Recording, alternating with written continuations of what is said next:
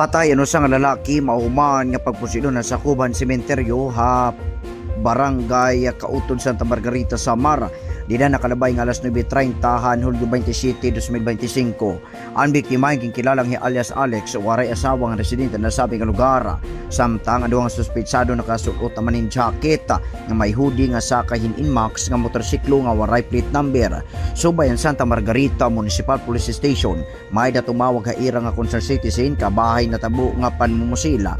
Dayon dumispondi ang kapulisan nga pagabutan lugar ang krimen natad-an na lang nira nga waray na kinabuhi ang biktima nga hulusan niya kalugaringon nga dugo. Basa ra initial investigasyon na nagbabaktas ang biktima nga umabutan duha nga suspek nga sakay han motorsiklo.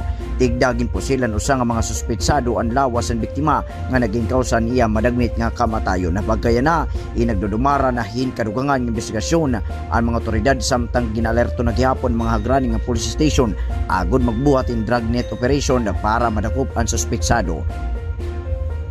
Para ratsa nga balita ko Jigjig Suyusa, katambay mo ha pagbabalita.